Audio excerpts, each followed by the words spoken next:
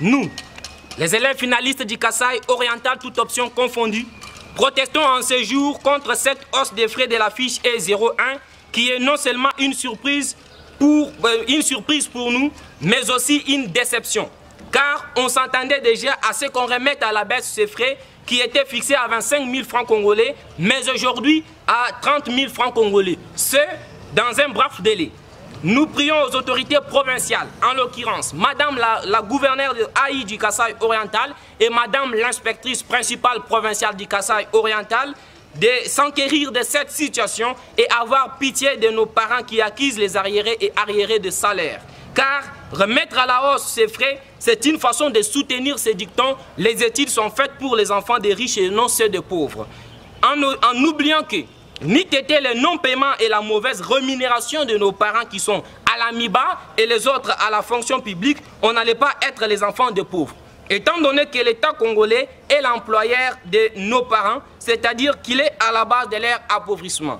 Remettre à la hausse les frais de la fiche E01 c'est aussi une façon de favoriser la corruption et la tricherie aux examens d'État, car cette nouvelle nous a démoralisés, vu qu'ils sont multiples les frais qui nous attendent à payer, entre autres, les frais scolaires ou minerval pour avoir droit aux examens et aux stages. Ces frais cumulants, les uns d'entre nous se déconcentreront des études pour se concentrer à la débrouillardise afin d'obtenir tous ces frais. Et comme conséquence, aucun parent ou aucun élève ne pourra jamais accepter l'échec. Or, en réalité, il n'a pas bien étudié. Et c'est la tricherie pourra sauver dans ce cas. Ceci, c'est aussi un signe montrant que les frais de participation aux épreuves pourront être remis aussi à la hausse.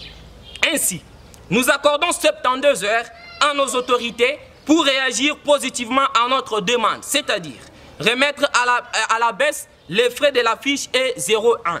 Au cas où la réaction sera négative, nous allons nous mobiliser et déclencher les contestations de grandes envergures, c'est entre autres sécher les études et faire des sit-ins dans certaines institutions provinciales.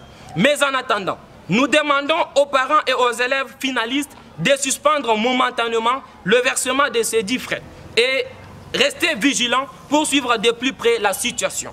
Aux autorités, nous rappelons que nous, élèves finalistes du Kasaï oriental, sommes prêts à ne pas se présenter aux exétats de cette édition 2021-2022 et ils iront rendre compte à Kinshasa.